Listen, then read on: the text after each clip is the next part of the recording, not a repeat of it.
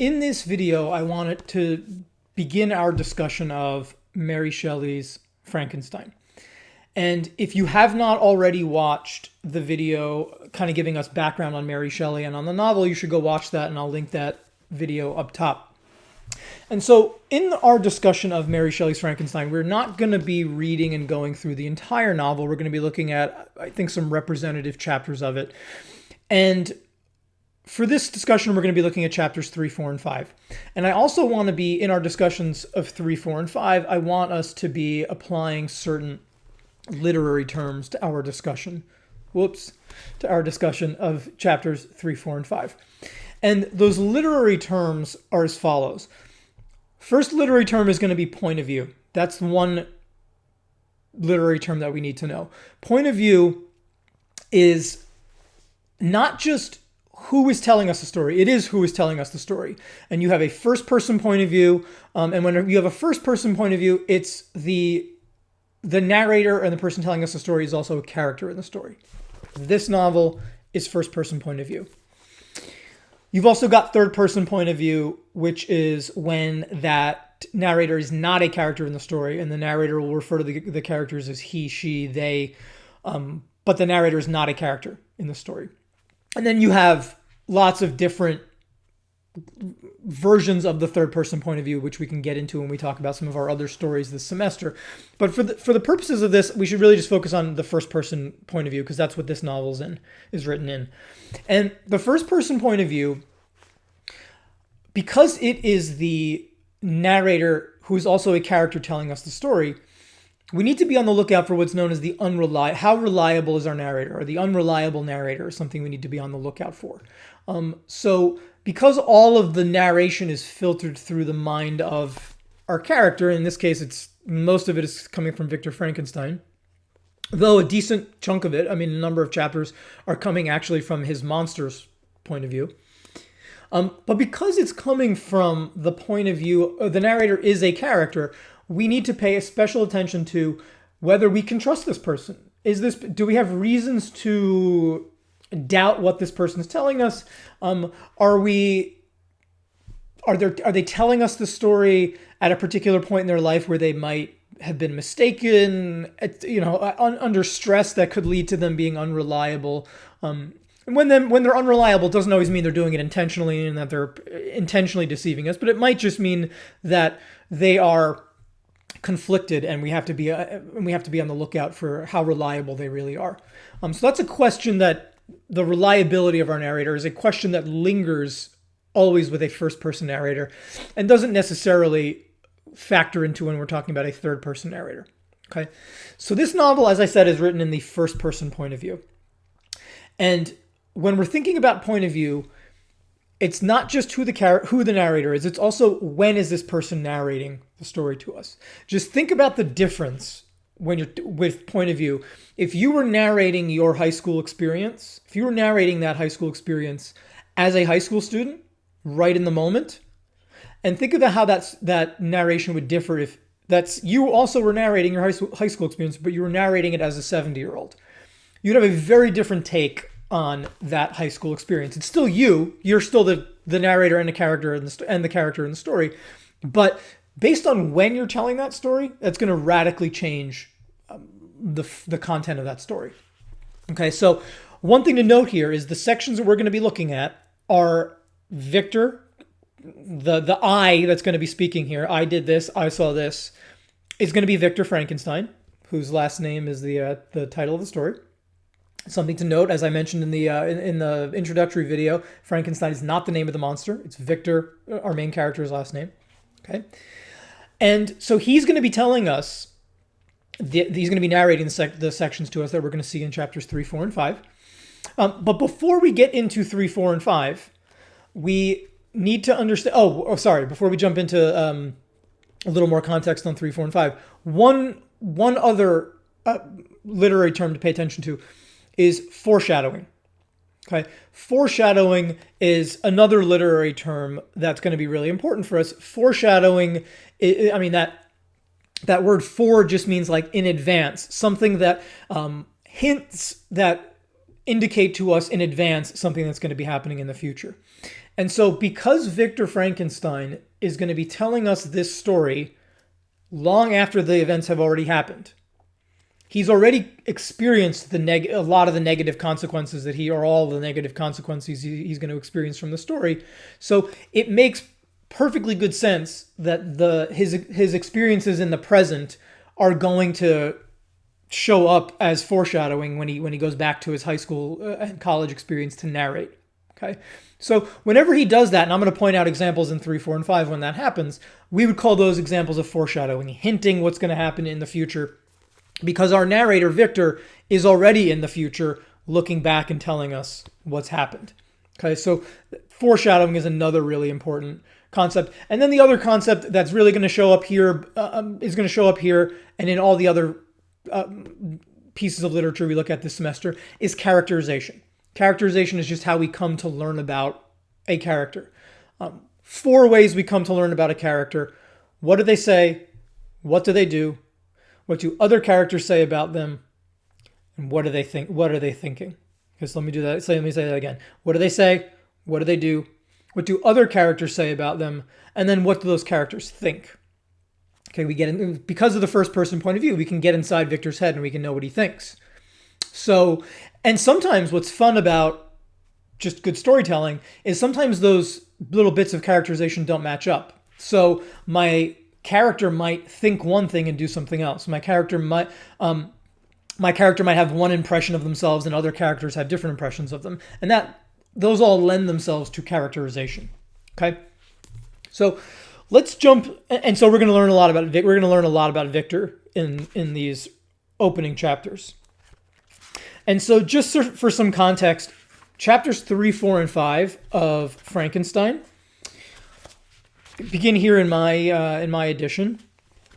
And what frames the novel Frankenstein and shows up before the sections I asked you to read, chapters 3, 4, and 5, and appears at the end of the chapters that I asked you to read, are letters from an explorer named Robert Walton. At the beginning of the novel, Robert Walton, who doesn't really have much of a role in the novel other than, like I said, framing the novel at the beginning and at the end, Walton is writing letters to his sister about his expeditions, and he's trying to find a northern passage to the Pacific Ocean.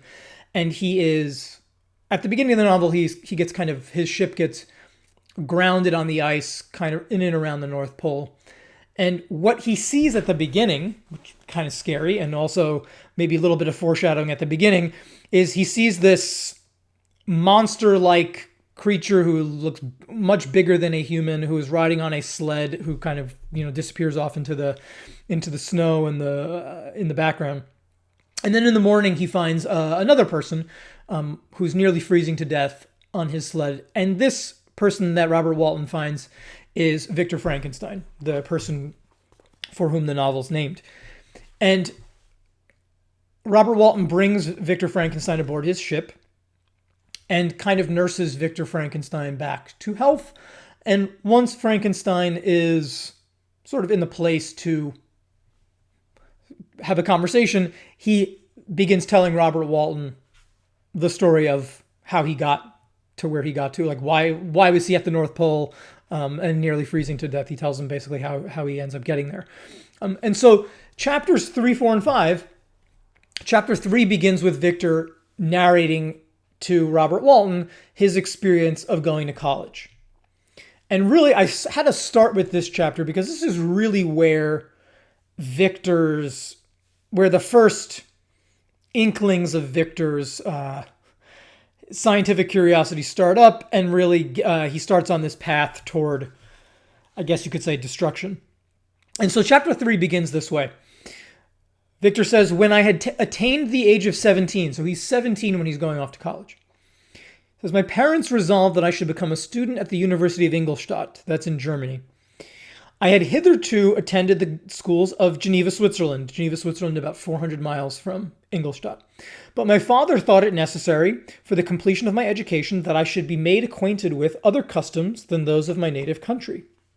My departure was therefore fixed at an early date, but before the day resolved upon could arrive, the first misfortune of my life occurred, an omen, as it were, of my future misery.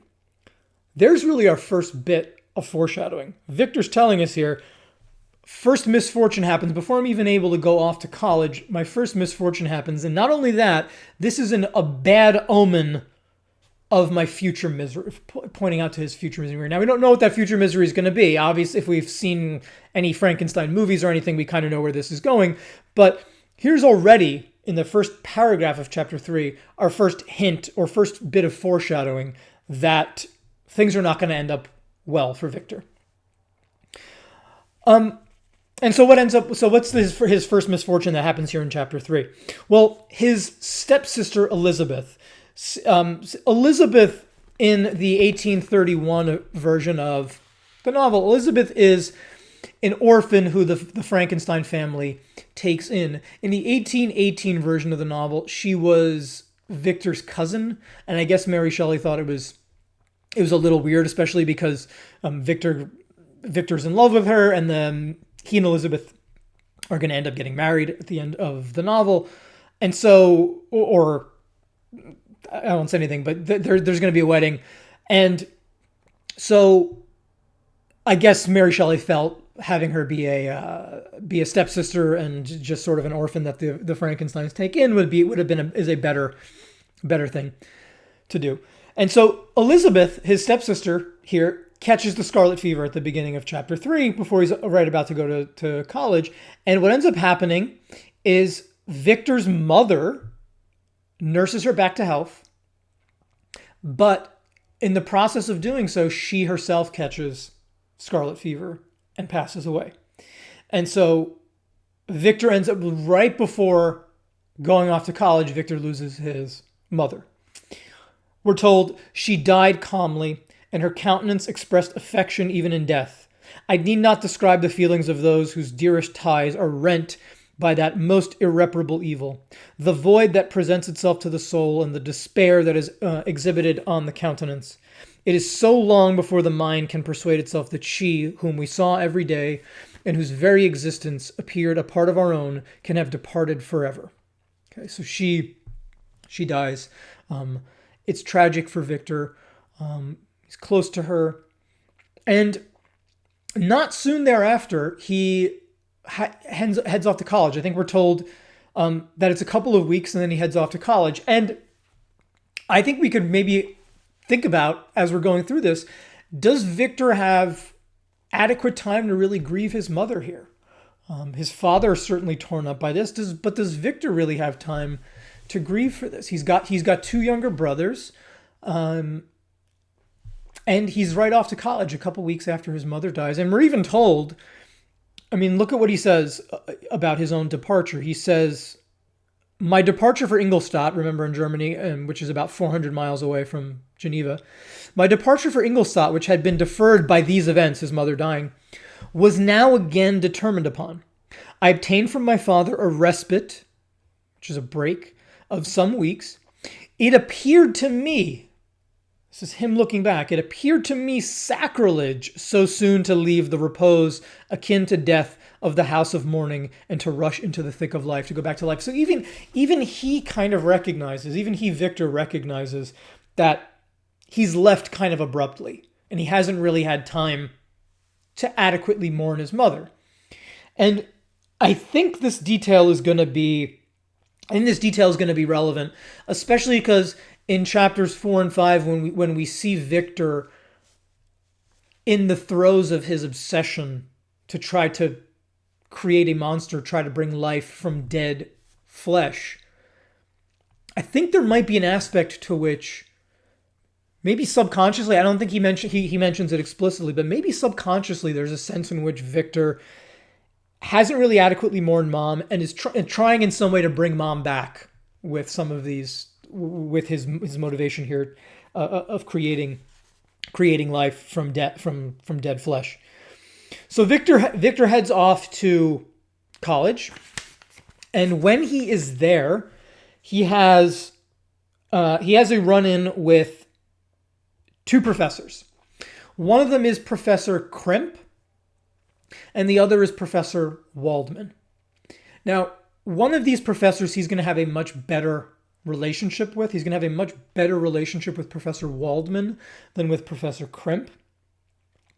And so he's at university here, and he's going off, sort of introducing himself to his professors, which I guess is a thing one would have done back then.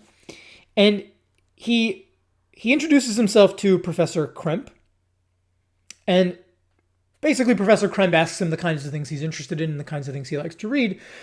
And Victor mentions that he is a fan of natural philosophy. That term natural philosophy would have just, at the time in the 1800s, this would have just been like the general term for like the sciences, right? Chemistry, biology, the sciences writ large.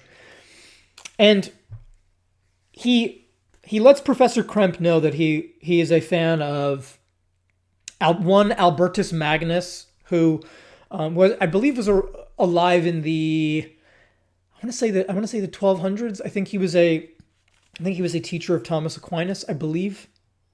And then Paracelsus, who I believe was alive in the 1600s. And both of them, I would say, had sort of mystical beliefs wrapped up in their scientific ideas. You might use the modern term today, pseudoscience. They both believed in alchemy, the idea that you could take base metals, just sort of ordinary rock, and turn it into gold, which obviously is a kind of a magical way of thinking. And when Victor tells Professor Kremp this, Professor Kremp basically insults him and tells him, like, how could you possibly read this stuff? So Professor Kremp tells him the following, which, if you imagine if you're introducing yourself to your professor and then your professor says this: every minute, continued Kremp, every instant that you have wasted on those books is utterly and entirely lost. You have burdened your memory with exploded systems and useless names. Good God, in what desert land have you lived where no one was kind enough to inform you that these fancies which you have so greedily imbibed, taken in, are 1,000 years old and as musty as they are ancient? I little expected in this enlightened and scientific age to find a disciple of Albertus Magnus and Paracelsus. My dear sir, you must begin your studies entirely anew, right? So I didn't think I was going to even find somebody who was interested in these writers. You're going to have to start. We're going to have to start your reading and thinking from scratch, because these people are terrible. He doesn't take this too hard. You can imagine that would really like make you feel pretty terrible. Victor, and maybe this is a little piece of characterization that might say something about him, which is that he's maybe not easily deterred, because he says right after that, I returned home not disappointed, for I have said that I had long considered those authors useless whom the professor reprobated. So basically, all these writers that Kremp trashed, I read them and I liked them, but I don't think that they're necessarily they're necessarily essential to my thinking. So I didn't take this criticism too much to heart from my professor, which shows some resilience possibly on Victor's character there.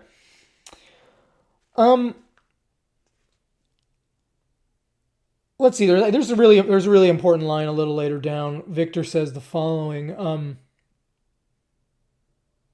this I think is him also kind of maybe trying to justify to himself, or maybe trying to make himself feel better about the fact that his one of his natural philosophy professors just sort of mocked him a little bit in class. He says, "Besides, I had contempt for the uses of modern natural philosophy. It was very different when the masters of the science sought immortality and power.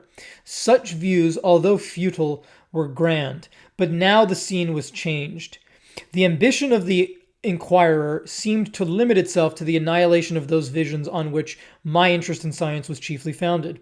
And so, I mean, he essentially says here in this section that he feels like the modern natural philosophers that he's familiar with, and Kremp being an example of one of these, is they lack ambition. Victor's kind of saying? He's saying like they're involved in kind of small, narrow experiments. They're not really looking at like big picture stuff. They don't have these grand ambitions. I mean, one of the things he liked about Albertus Magnus and Paracelsus is these grand ambitions. They were interested in alchemy. One or both of them, I think, was also interested in trying to find the fountain of youth, this fountain that you would drink from that would give you immortality. And so in this quote, Victor's saying like those masters of natural philosophy who sought immortality and power, those were the ones that he was interested in. I mean, though they might have been overly ambitious, those are at least were the ones that fired up his imagination in that he was interested in. Too often what Victor was seeing is people like Krempe who just had these very small ambitions. And so this is another way that Victor can kind of write off Krempe's insult here. Well, what's great then is he later on in chapter 3, he meets a professor he's really going to resonate with, and this is Professor Waldman. And Professor Waldman does not have the same reaction as Professor Krempe about these people that Victor was reading.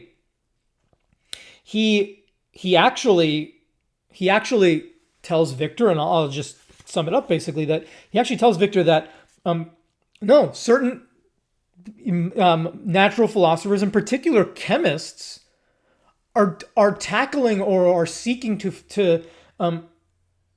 seeking after these big questions that a Paracelsus and a Magnus, the chemists are actually interested in these big questions. And right after hearing that, Victor is absolutely motivated now and like very interested in chemistry. So maybe two little bits of characterization that we could take here is that Victor's not easily deterred by his first professor, Professor Krempe. And then he has this youthful enthusiasm that I think we see when he actually talks to Waldman. Waldman turns him on to chemistry, and then it's from then on, Victor is very much enthralled with chemistry. And we get another little bit of foreshadowing in chapter 3 when Victor hears the words of Waldman. He's on the one hand excited by them, but also he's telling us this story long after the fact, and he says the following: "Such were the professor's words, rather let me say, such the words of fate announced to destroy me." So, as enthusiastic as he is now after hearing Waldman's words, he's acknowledging here in chapter 3, these words of the professor kind of set in motion this fate that is going to lead Victor to it's going to lead to his own destruction. So we get that hint that something terrible is going to happen to Victor. We don't know yet what it is, but he's hinted to it just in chapter 3. He's hinted at it he's foreshadowed it twice. Okay. So next video we'll look at chapter 4, and then I'll make one more video to discuss chapter 5.